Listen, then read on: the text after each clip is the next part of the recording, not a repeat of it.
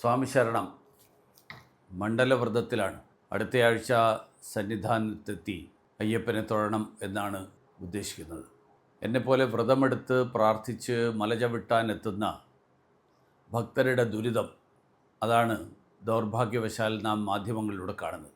പിണറായി സർക്കാർ ഈ ശബരിമല സ്വർണ്ണക്കൊള്ളയിൽ ഹൈക്കോടതിയിൽ തോറ്റതിൻ്റെ വൈരാഗ്യം അയ്യപ്പ ഭക്തരോട് തീർക്കുകയാണോ എന്ന് സംശയിച്ചു പോവുകയാണ്. നട തുറന്നപ്പോൾ ഉള്ള മുതൽ കണ്ടുകൊണ്ടിരിക്കുന്ന സാഹചര്യങ്ങൾ അത് നമ്മുടെ മുന്നിലെത്തുമ്പോൾ ഇപ്പോഴിതാ ഏറ്റവും ഒടുവിൽ CPMൻ്റെ പത്തനംതിട്ട ജില്ലയിലെ ഏറ്റവും മുതിർന്ന നേതാവ് മുൻ MLA A പത്മകുമാർ ശബരിമല സ്വർണ്ണക്കൊള്ളയിൽ അറസ്റ്റിലായിരിക്കുകയാണ്. CPMൻ്റെ നേതാക്കന്മാർ പാർട്ടി അറിഞ്ഞ് നടത്തിയ കൊള്ളയാണ് ശബരിമലയിൽ നടന്നത് എന്നുള്ളത് വ്യക്തമാകാൻ ഇനി കൂടുതൽ ഉദാഹരണം വേണ്ട. വാസുവും പത്മകുമാറും പ്രശാന്തും മാത്രം അറിഞ്ഞല്ല, അതിനും മുകളിൽ വേറെ ആളുകളുണ്ട്.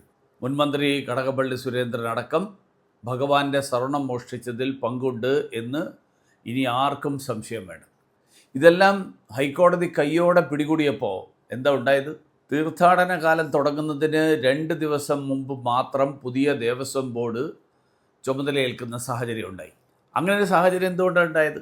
മുമ്പത്തെ ബോർഡ് പ്രസിഡൻറ്റും അംഗങ്ങളും അവരൊക്കെ സ്വർണ്ണക്കൊള്ളയിൽ സംശയത്തിൻ്റെ നിഴലിലായി. അതുകൊണ്ടാണല്ലോ PS പ്രശാന്ത് 2019 കൊള്ള മറയ്ക്കാൻ 2025 കൂട്ടുനിന്നു എന്ന് ഹൈക്കോടതി തന്നെ സംശയം പ്രകടിപ്പിച്ചതോടുകൂടിയാണ് പ്രശാന്തിന് ഈ പ്രസിഡന്റ് സ്ഥാനത്ത് തുടർച്ച കൊടുക്കാൻ സർക്കാർ ആഗ്രഹിച്ചെങ്കിലും സാധിക്കാതെ പോയത്.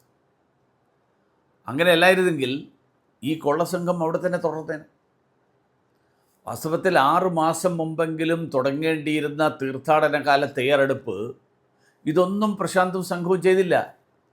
പകരം അവരെന്താ ചെയ്ത്? ഉണ്ണികൃഷ്ണൻ പോറ്റിക്ക് ശ്രീകോവിലിൻ്റെ ഭാഗങ്ങൾ അഴിച്ചു കൊടുക്കാനുള്ള ആസൂത്രണത്തിൽ അതായിരുന്നു ദേവസ്വം ബോർഡ്. തീർത്ഥാടനം സുഗമമാക്കാൻ യാതൊന്നും ചെയ്തില്ല. കുടിവെള്ളമില്ല, ശുചിമുറികളില്ല, പമ്പ ശുദ്ധീകരിച്ചില്ല. അങ്ങനെ ഭക്തരെ എങ്ങനെയും ദുരിതത്തിലാക്കാൻ അതിനു വേണ്ടിയിട്ടുള്ള ബോധപൂർവമായിട്ടുള്ള ശ്രമം തന്നെയാണ് ശബരിമലയിൽ നടന്നത്. അതായത് സഹികെട്ട് ഭക്തർ വരാതിരിക്കണം, അങ്ങനെ ശബരിമല തകർക്കണം, ഈ ഒറ്റ അജണ്ട മാത്രം. നിരവധി ഭക്തന്മാർ ദർശനം ലഭിക്കാതെ, അങ്ങോട്ട് പോകാൻ പറ്റാതെ മാലയൂരി മടങ്ങിക്കൊണ്ടിരിക്കുകയാണ് എന്നാണ് മാധ്യമങ്ങളൊക്കെ റിപ്പോർട്ട് ചെയ്യുന്നത്. അവരുടെയെല്ലാം കണ്ണീർ പിണറായി വിജയൻ്റെയും VN വാസവൻ്റെയും എല്ലാം തലയ്ക്ക് മുകളിൽ വീഴും എന്നുള്ളതിൽ ഒരു സംശയവും വേണ്ട. മറ്റ് ക്ഷേത്രങ്ങൾ പോലെയല്ല ശബരിമല. ബുക്കിംഗ് ഉണ്ട്, വെർച്വൽ ക്യൂ, ഏതാണ്ട് എത്ര ആൾക്കാർ വരും എന്നുള്ളത് അറിയാൻ നേരത്തെ സംവിധാനമുണ്ട്. ഞാൻ മനസ്സിലാക്കുന്നത് നട തുറക്കുന്നതിന് മുൻപേ വൃശ്ചികം 12 വരെ, അതായത് നവംബർ 28 വരെയുള്ള വെർച്വൽ ക്യൂ പൂർത്തിയായി എന്നാണ്. അപ്പോൾ ആദ്യത്തെ ദിവസങ്ങളിൽ വലിയ തിരക്കുണ്ടാകും എന്ന് ഏത് കുട്ടിക്കും മനസ്സിലാക്കാൻ പറ്റും. എന്നിട്ട് ദേവസ്വം ബോർഡ് എന്ത് ചെയ്തു? കുടിവെള്ളവും ബിസ്ക്കറ്റും ശുചിമുറികളും ഇതെല്ലാം മനുഷ്യരുടെ മിനിമം ആവശ്യമാണ്, ഇതൊന്നും ചെയ്തില്ല. ആഗോള അയ്യപ്പ സംഗമം എന്നുള്ള പേരിൽ നടത്തിയ തട്ടിപ്പ് പരിപാടിക്ക് ദേവസ്വം ഫണ്ടിൽ നിന്ന് 3 കോടി രൂപയാണ് പൊടിച്ചത്. ആഗോള സംഗമത്തിനെത്തിയ ആളുകൾ പഞ്ചനക്ഷത്ര ഹോട്ടലുകളിൽ താമസിച്ച് ഉല്ലസിച്ചത് ദേവസ്വം ബോർഡിൻ്റെ പണം ഉപയോഗിച്ചുകൊണ്ടാണ്. മാലയിട്ട് വ്രതമെടുത്ത് വരുന്ന ഭക്തർക്ക് കുടിവെള്ളം പോലും നൽകാത്ത ആളുകളാണ് ഈ പഞ്ചനക്ഷത്ര സൗകര്യം അവർക്ക് വേണ്ടപ്പെട്ട ആളുകൾക്ക് കൊടുത്തത്.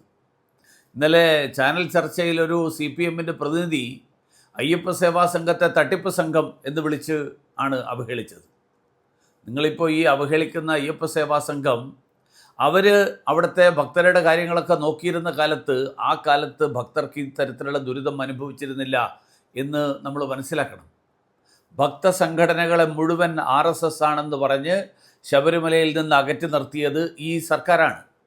18ാം പടിയിൽ പോലും പരിചയസമ്പന്നരായിട്ടുള്ള പോലീസുകാരെ നിയോഗിച്ചില്ല.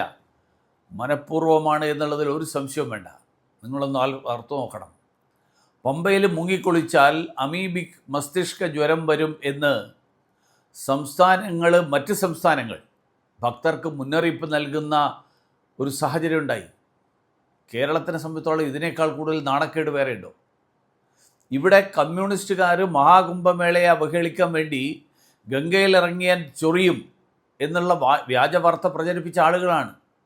കുംഭമേളയേക്കാൾ എത്രയോ കുറഞ്ഞ സംഖ്യയിൽ ആൾക്കാർ വരുന്ന ഈ ശബരിമല തീർത്ഥാടനത്തിൽ പമ്പ ശുചീകരിക്കാൻ എന്ത് ചെയ്തു?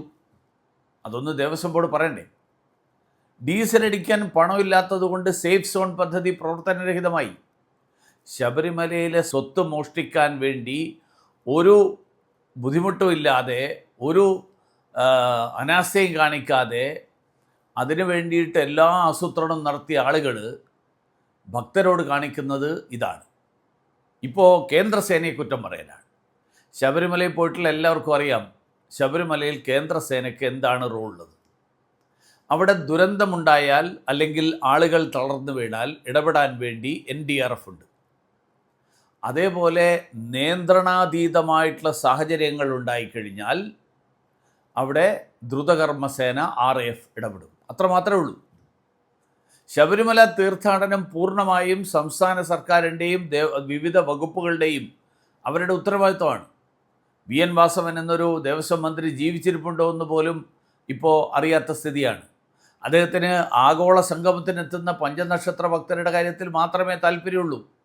ഇപ്പോഴും തിരക്ക് നിയന്ത്രണ വിധേയമായി എന്ന് പറയുമ്പോഴും ഭക്തർ മണിക്കൂറുകളോളം ക്യൂ നിൽക്കുകയാണ്. ഈ സ്ഥിതിക്ക് മാറ്റം ഉണ്ടാവണം.